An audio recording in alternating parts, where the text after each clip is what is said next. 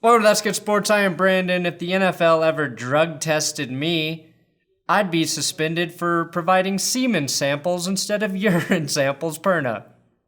Training camp did kick off this week, and with that also comes a bunch of holdouts and news stories, like Taylor Lewan taking to Twitter to announce he's facing a 4-game suspension for testing positive for ostrich. I received a letter from the NFL a few weeks ago saying that I failed a drug test for ostrich. I don't know how many times I have to say this. If a man wants to eat an ostrich, it doesn't mean he'll be able to cheat on the football field and run 43 miles per hour like an ostrich.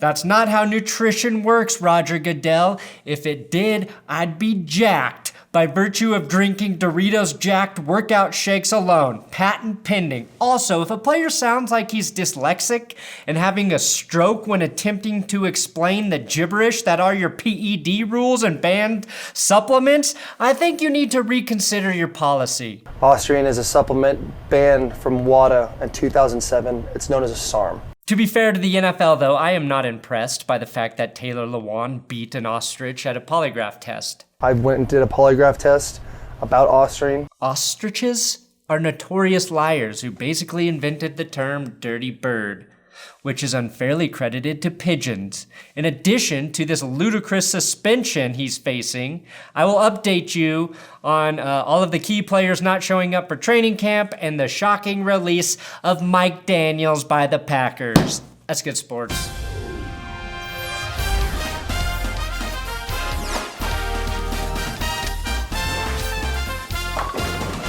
Yes, I played hooky yesterday and went to Topgolf instead of making a video, but if you subscribe to this channel, you'll get a whole bunch of football videos every week. But first, I do have Big Dick Patreon shout out for Nick Hoogerhide, Ethan, John Vines, I Wanna Get Free, Drew B, Tim C, Chris Robbins, Tim Dangerous, Beep Bop. You can support this channel at patreon.com/thatsgoodsports. If you've got money you just want to throw away, that's where you do it.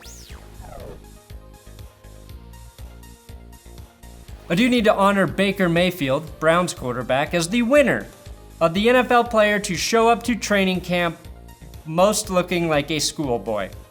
I also respect his off-season workout program, which now includes making out with dogs instead of stripping for tigers. We'll see if this gets the Browns into the playoffs. But first, back to Taylor Lewan. And surprise, surprise, the NFL PED policy is just as fucked up as its drug policy and its not suspending Tyreek Hill policy. As a man, I live by a code that if a much bigger man than myself, if a much stronger and tougher man than myself cries on camera and then posts the video of himself crying on the internet, he's not lying. I'm so sorry to the Tennessee Titans.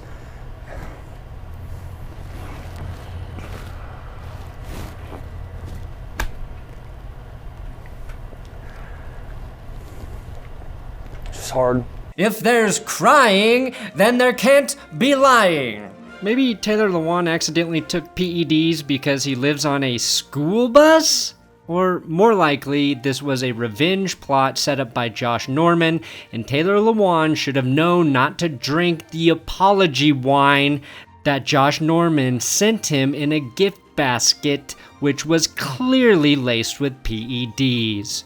Unlike positive weed tests, which allot for 3 strikes, one positive PED test results in 2 to 6 game suspensions depending on what a player tests positive for. If a player has been in the league for 5 years like Lewan and had previously never tested positive for any banned substance, then I feel like they should get a warning. Even if you believe, like former Titan Bernard Pollard, that Lewan is lying despite the crying, I come and I see Taylor Lewan pop for a 4-game suspension. If you think I'm gonna believe this is your first time taking performance-enhancing drugs, hell no, I don't believe it. I still think a banned substance positive test deserves at least one warning.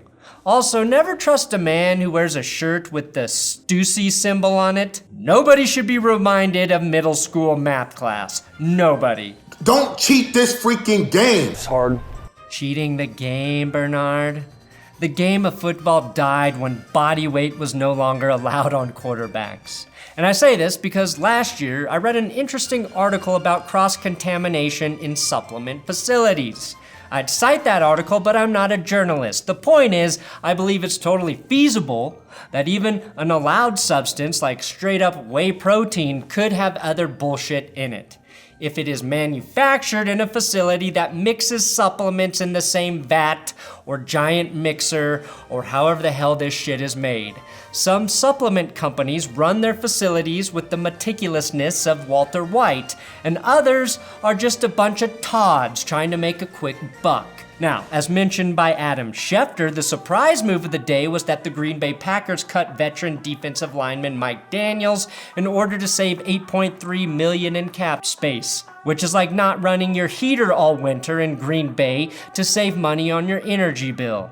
Can you live without a heater? Sure, if you like chopping wood and feeding a fucking fireplace 24/7. Mike Daniels, just minutes after being released, shot to the top of available free agents. He is number 1 ahead of Eric Berry and then another former Packer and defender Nick Perry, Trey Boston, and Michael Crabtree. Daniels is perennially a very good player. Maybe he's not a household name. Probably because his name is Mike Daniels. But I guarantee you Packers fans hate this move, and Lions, Bears, and Vikings fans love this move. Some defense is about to get a lot better by swooping in and signing Mike Daniels. Just a few days ago, Brandon Thorne, who's one of the better trench warfare analysts on Twitter, posted this tweet. Finished up reviewing Mike Daniels' season not too long ago. He was an absolute beast against the run from both the 1 and 3 technique. Very quick processor, plays with outstanding leverage, and has elite play strength. He followed that tweet with, as a pass rusher, Daniels primarily wins with his bull rush, but also has a couple of club variations as secondary moves. Underrated quickness, on top of being lower than everyone, make him a pain for O-line to deal with. My point, Mike Daniels is still really good, and the Packers gave up the 11th most rushing yards last season with him on the roster. So I'm not sure how losing one of your best run defenders makes you better in an area you already weren't good at. Where will Mike Daniels sign? That's the $10 million question, as that's what it may take to sign him for the 2019 season. Well, the top 5 teams with the most cap room are the Colts, Texans, Browns, 49ers, and Titans. If I'm Mike Daniels, I go to the Indianapolis Colts. Not only do they have the money, the quarterback, are contenders, but they have a talented young defense that could use Mike Daniels in rotation on that line to make them a dominant threat up front this season. Daniels did miss 6 games in 2018 with a foot injury, not to be confused with Aaron Rodgers' 2018 foot injury where he kept trying to pull his foot out of Mike McCarthy's ass. But overall, Daniels has been healthy throughout his career. The Jacksonville Jaguars' best kept secret, other than Jalen Ramsey surviving an entire offseason in an armored bank truck to support his side hustle as a David Blaine wannabe, is edge rusher Yannick Ngakoue, who did not report for training camp. The first team blog to demand a trade for Ngakoue was the Ravens. Not sure what they would offer for him because I was too lazy to read the article, but they win for being first in my Google search. It should be noted that Jacksonville did offer him a short-term deal worth over $19 million per year, somewhere around $50 million in 2 years, but that offer was declined. Not sure what the guarantees were, but $19 million is a lot higher than the $2 million he will make if he plays on his rookie deal. As a third-round draft pick playing on third-round money, Yannick has way outperformed his pay with 29.5 sacks and 70 QB hits since entering the league. Again, my guy, Brandon Thorne, says he's one of the most underrated pass rushers in the league. With Tom Coughlin calling the shots in America's meth pipe, Florida, I think the Jags get a deal done at some point. The NASCAR package won Tom Coughlin 2 Super Bowls with the Giants, so you'd think he'd want to recreate that. Ngakoue is only 24 years old, he's about to hit his prime, and if the Jags can't keep him, they are idiots. The man's so good they finna give him his own jail called Jadeveon Clowney, because these receivers are on 24-hour lockdown. If you check his pockets, he got 8 master locks in his pockets. They are on lockdown all season. The man, the myth, Jalen Ramsey. The winner for the team that could get Jadeveon Clowney in a trade, based on my first come, first served Google search, are the Philadelphia Eagles. Clowney is another camp holdout. And I love when articles are titled like this: why the Eagles make sense for Jadeveon Clowney. Every team makes sense for a player as good as Jadeveon Clowney. Go out on a limb, NFL bloggers and writers. Give me a title like why Richie Incognito makes sense for the Raiders instead of being in prison, or why O.J. Simpson could replace Melvin Gordon in LA, or riskiest of all, why Tom Brady is not a system quarterback. I have no idea why the Texans couldn't work out a long-term deal with Clowney. They need him on the defense. Currently have the second most cap space, which means they could have front-loaded the fuck out of his contract, giving them all the money they will need in the future when Deshaun Watson's rookie deal ends. Clowney will sit out all of training camp, but is expected to play so he can make the $16 million that his franchise tag will pay him this season. I'm baffled that the Texans didn't get a deal done. Maybe Houston believes they can sign him before he hits free agency in 2020, or maybe they're forgetting JJ Watt is old and hurt every year, or maybe they too just don't know what the hell a jack linebacker is. I know what it's not, because if it is what it sounds like, I would have been the greatest jacker to ever play in the NFL, just ahead of Jack Lambert and Jack Ham, the two pioneers of jacking at the linebacker position during games. Duke Johnson reported for the Browns camp despite the weird press conference where he was discussed by Freddie Kitchens and John Dorsey. Yeah. Deep snapper. Yeah. There are things in there, but like that tweeter thing, I mean, they got that thing, and then, you know, Coach Belichick, he calls that, what's he call that thing? Tweeting. Oh, that's tweeting? Oh. And then he's got that Insta face or something like that. If there's anyone that deserves a trade, it's him. He stuck it out through the Hugh Jackson years, and just when they got good, they signed Kareem Hunt to basically make him obsolete. Is there a need to talk to guys about social media and even having your own YouTube channel? I mean, are you concerned at all about where he's going with that? No, I mean, hopefully he invites me on sometime without the Brinks truck. But do you think we would read GQ magazine cover to cover? Now, my wife is a Nazi when it comes to that stuff. But it sounds like they're keeping him. And I'm sure you've heard, but Chargers running back Melvin Gordon is holding out for a new contract. That became official when he didn't show up for Chargers camp today. Gordon has demanded a new contract or a trade. I don't know how much leverage Melvin has in this situation, and now he can be fined $40,000 a day for every day of camp he misses.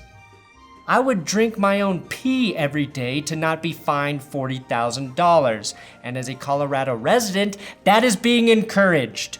Look out, Oregon, we're about to beat the piss out of you for the title of weirdest state in America. The good news for the Chargers is after one day of training camp, tight end Hunter Henry still isn't injured. Stephen A. Smith was just playing the long game. The other good news is if they don't want to pay Melvin Gordon, they have a really good back in Austin Eckler behind him and could go out and sign, say, Jay Ajayi to replace his production. Ajayi is listed as the 6th best available current free agent. Eckler isn't a 3-down back, but is highly effective if he's spelling a bruiser like Ajayi. But since I don't want the Chargers to be better, please do not share this information with them. And that is all of the relevant NFL news I can cover after training camp is in full swing. So, if you didn't like it, blame the fucking news. Thanks for watching another episode of That's Good Sports. Please subscribe here on YouTube.